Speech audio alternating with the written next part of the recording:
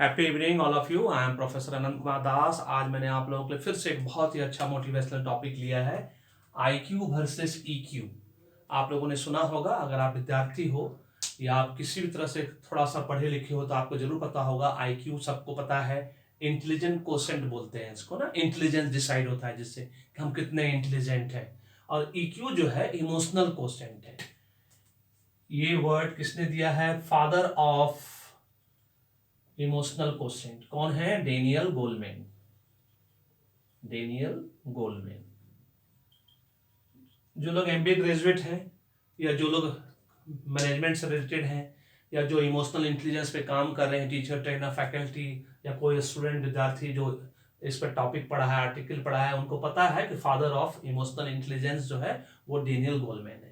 अब पूरी दुनिया में आज 20 साल से, 2000 के बाद से, है ना, इंडिया में 92 के बाद जब इकोनॉमी ओपन हुई, जैसा कि आप लोगों को पता है, इसका इंपॉर्टेंस समझ में आया एक्चुअली 92 ऑनवर्ड, जब मल्टीनेशनल कंपनी हमारे देश में फ्लडेड, मतलब बाढ़ की तरह आना शुरू हुई। इकोनॉमी ओपन हुआ, उस वक्त हमारे पीवी नरसिम्हा राव जी यहाँ पे प्रधानमंत्री थे, मनमोहन सिंह जी हमारे फाइनेंस मिनिस्टर थे। ये 21 या 24 जुलाई 1991 की बात है। उन्होंने इकोनॉमी को ओपन किया, उसके बाद सारा रिस्ट्रिक्शंस हटाया। फिर FERA, foreign exchange regulation act को उन्होंने फीमा किया, FEMA, foreign exchange management act. उसके बाद से हमारे देश में मल्टीनेशनल कंपनी जो उस वक्त मान लीजिए 50 थी या 100 थी, अब तो 7000 मल्टीनेशनल कंपनी हमारे देश में, उसमें इंक्लूडिंग फॉर्च्यून 500 कंपनीज है अब तो खैर।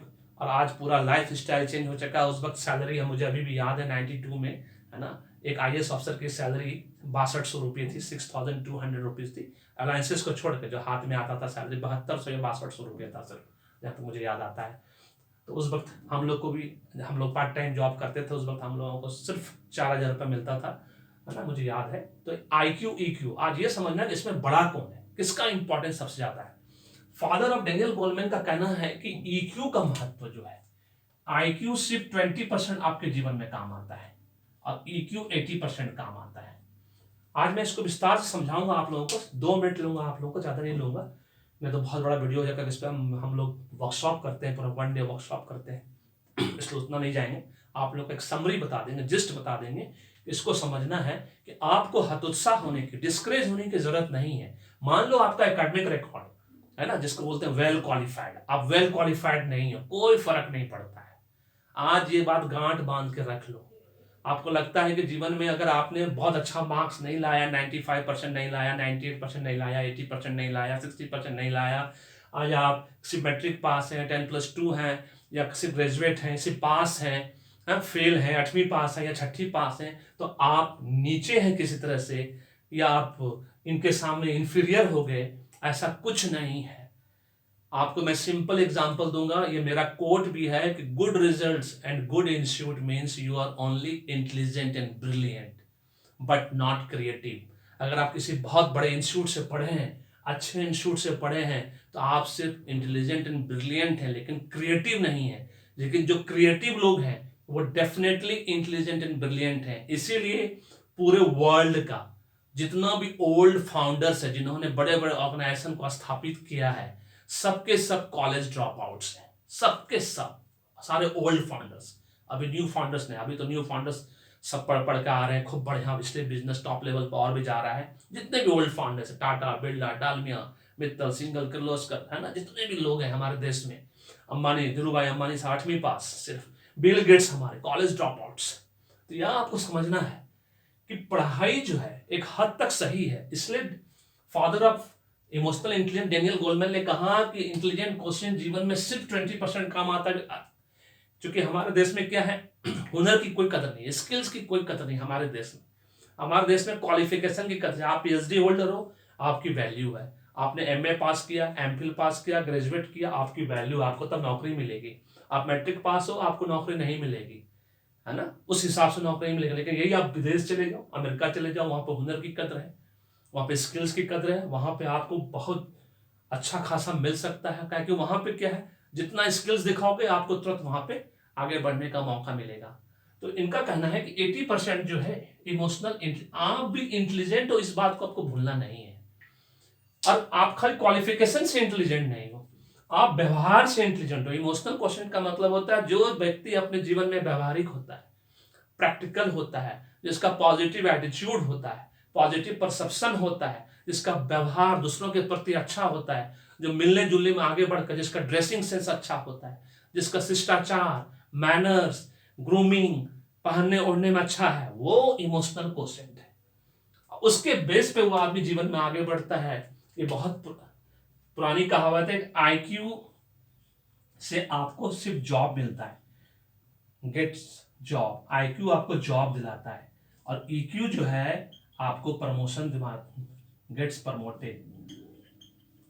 अपना ऑर्गेनाइजेशन ज्वाइन किया क्वालिफिकेशन के बेस पे, लेकिन आप आगे बढ़ोगे कि नहीं बढ़ोगे वो ईक्यू डिसाइड करेगा, आईक्यू डिसाइड नहीं करता है। आज पूरे वर्ल्ड में जितने भी टॉप लेवल के सीईओ हैं उनके पास ईक्यू 80% है और आईक्यू जो है 20% है। क्वालिफिकेशन है उनके पास, लेकिन आप क्वालिफाइड नहीं हो, मान लो किसी भी वजह से, आपको एकदम हतोत्साह नहीं होना है। हमारे एक भी नोबेल प्राइज विनर इंडिया से, किसी भी टॉप 100 नेशनल इंपॉर्टेंस इंस्टीट्यूशन से नहीं पढ़े लिखे हैं। ये आपको जान के हैरानी भी होगी, दुख भी होगा। वो वीडियो मेरा जरूर देखना जो मैंने बनाया इस पे। याद रखो, हमारे देश के नोबेल प्राइज विनर एक भी, 10 गो है, 11 गो है ना, एक भी 10 है, 10 नोबेल प्राइज विनर, उसमें से एक भी हमारे देश का किसी भी टॉप 100 नेशनल इंपॉर्टेंस इंस्टीट्यूशन से नहीं पढ़े हैं। वो सब बाहर से पढ़े हैं, विदेश से पढ़े हैं, बाद में उन्होंने फिर रिसर्च किया, फिर उनको नोबेल प्राइज मिला। इसका मतलब क्या हुआ? और जो हमारे ओल्ड फाउंडर्स हैं, नोबेल प्राइज विनर्स को छोड़ दो, वो तो बाद में जाकर फिर पढ़ाई भी की। अगर आप नहीं भी पढ़ते हो कोई फर्क नहीं पड़ता है। सारे ओल्ड फाउंडर्स के लिए पूरे वर्ल्ड का सारा टॉप ब्रेन, सारा बिग ब्रिलियंट इंटेलिजेंट लोग काम करता है। आज धीरू भाई अंबानी के बेटे मुकेश अंबानी के लिए देख लीजिए, सारे IIM ग्रेजुएट्स उनके लिए काम करते हैं, IIT ग्रेजुएट्स काम करते हैं, NIT वाले, ट्रिपल IT वाले। बिल गेट्स के लिए पूरे वर्ल्ड का Oxford, Cambridge, Stanford, Michigan, Ross business school, कौन नहीं करता, हार्वर्ड के विद्यार्थी सब उनके लिए काम करता है। तो कौन अच्छा है? EQ अच्छा है कि IQ अच्छा है? तो ओल्ड फाउंडर्स बनना है। अगर हम बिजनेस में चले गए, एंटरप्रेन्योर बन गए, ऐसे आप हिंदुस्तान में ऐसे कितने लोग हैं जो कॉलेज ड्रॉप आउट है, मैट्रिक पास है, लेकिन उनके लिए सारे टॉप ब्रेन्स काम करते हैं, सारे IIM वालों को हायर करके रखा है, उनके लिए वो काम करता है, उनके लिए बिजनेस ला कर देता है। इसलिए आपको डिस्करेज नहीं होना, आप भी इंटेलिजेंट हो, ब्रिलियंट हो, आप इस मामले में इंटेलिजेंट, ब्रिलियंट, इमोशनल क्वोशेंट में आगे हो, क्योंकि आपका बिहेवियर अच्छा है ना। बिहेवियर जो आइसबर्ग की तरह होता है, 80%, 20% से ऊपर से दिखता है, याद रखिएगा। 20% में 10%, क्योंकि जो बर्फ का पहाड़ होता है, टाइटैनिक जहाज याद है कैसे डूब गया था? क्योंकि बर्फ का पहाड़ वो कप्तान नहीं देख पाया, क्योंकि बर्फ का पहाड़ वो अंदाजा नहीं लगा पाया, सिर्फ 10% दिख रहा था। 90% जो होता है वो अंदर होता है, समुद्र के अंदर होता है बर्फ का पहाड़। तो आपका जो EQ है वो 90% है, जो अंदर है। 10% देख के कोई आपका अंदाजा नहीं लगा सकता आप कैसे हो, है ना। EQ उस तरह से है। तो ये EQ जो है ये आपको सफलता दिलाता है। इसलिए आज से आप अपने आप को डिस्करेज नहीं करेंगे और आप लर्निंग के लिए पढ़ाई करिए। क्या जीवन में सीखते हैं उसके लिए पढ़िए, मार्क्स के लिए नहीं पढ़िए। मार्क्स से कुछ नहीं होता, मार्क्स से सिर्फ एक नौकरी मिलेगी आपको, लेकिन बिजनेस, एंटरप्रेन्योरशिप आप बिना मार्क्स के भी कर सकते हो।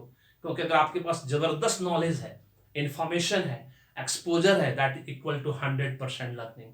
आज मेरी बात गांठ बांध कर रख लो कि अगर आपके पास EQ है 80%, आपको जीवन में कोई आगे बढ़ने से नहीं रुकता, आपको अरबपति खरबपति बनने से कोई नहीं रुकता। It's my guarantee, 100% guarantee, warranty. और आज से अपने आप को डिस्करेज भी नहीं करोगे। आप इंटेलिजेंट हो, ब्रिलियंट हो, मान के चलो, क्योंकि आपको लर्निंग के लिए पढ़ना है, क्वालिफिकेशन के लिए नहीं पढ़ना है। क्वालिफिकेशन से कुछ नहीं होता है, क्वालिफिकेशन से एक नौकरी मिलती है। मैंने एक वीडियो बनाया है, अरबपति बनना है तो नौकरी छोड़िए, उस वीडियो को जरूर देखना। जेल से निकलना है तो सुरंग बनाइए, वो वीडियो जरूर देखना। ये सब मैंने जानबूझ के इसीलिए बनाया है कि आप समझो कि नौकरी करते हुए आप बहुत अमीर नहीं बन सकते, उसका एक लिमिटेशन है। मुकेश अंबानी बनना है तो आपको नौकरी छोड़ना ही पड़ेगा। EQ पे ध्यान दो। देखो कितना हम्बल है मुकेश अंबानी, हमारा रतन टाटा देखिए कितना हम्बल है, अदानी कितना हम्बल है, सारे बड़े बड़े, अजीम प्रेम जी देखिए, है ना, कितने हम्बल है, नारायण मूर्ति जी देखिए कितने हम्बल है, इंडस्ट्रियलिस्ट हैं यार। उस तरह से बनने का सोचिए। तो उनका EQ अच्छा है, 80% EQ उनके पास, और बाद में उन्होंने IQ भी ऐड कर लिया। और नहीं भी तब भी कोई फर्क नहीं पड़ता है, क्योंकि पुराने फाउंडर्स जितने भी हैं उनके पास सिर्फ EQ था। IQ क्या, उनके पास क्वालिफिकेशन थोड़ी था, इंटेलिजेंस था। इसलिए मैंने वर्ड यूज किया कि good results and good institute means you are only intelligent and brilliant but not creative, but creative people are definitely intelligent and brilliant. That is why all top brains of the world working for them. ये कहावत को आप कभी नहीं भूलना कि सारे top brains पूरे ऑल ओवर द वर्ल्ड सारे ओल्ड फाउंडर्स के लिए काम कर रहे हैं आज के डेट में। वो इसलिए है कि उनका EQ ओल्ड फाउंडर्स का सबसे बेस्ट है। उनके पास IQ क्वालिफिकेशन के रूप में IQ नहीं है, लेकिन वो इंटेलिजेंट भी है, ब्रिलियंट, क्योंकि वो क्रिएटिव है। तो आज आपको ये बात समझ में आ गया होगा। मेरे अगर वीडियो पसंद आया तो मेरी वीडियो को सब्सक्राइब करना नहीं भूलना, फॉरवर्ड करना नहीं भूलना आप। और मेरे ब्लॉग पे जाओ, अगर आप विद्यार्थी हो तो पढ़ो जाके ब्लॉग पर, एग्जाम की तैयारी करो। अब मेरा दावा है कि अगर आपने सिंसियरली या सीरियसली 6 महीने से 1 साल तैयारी किया किसी भी एग्जाम का, वो वीडियो जरूर देखना कि किसी भी एग्जाम को कम्पीट करने के लिए कितना साल चाहिए। वो मैंने वीडियो बनाया है, किसी भी फील्ड में एक्सपर्ट बनने के लिए कितना साल लगता है, उसको देखना नहीं भूलना। उससे पता चल जाएगा कि आप किसी भी एग्जाम की तैयारी कर रहे हो, कितना घंटा रोज डिवोट करोगे तो आपको कितना साल लगेगा। उसके हिसाब से आप तैयारी शुरू करो। और wish you all the best. Thank you so much. The God bless you. The happy beginning.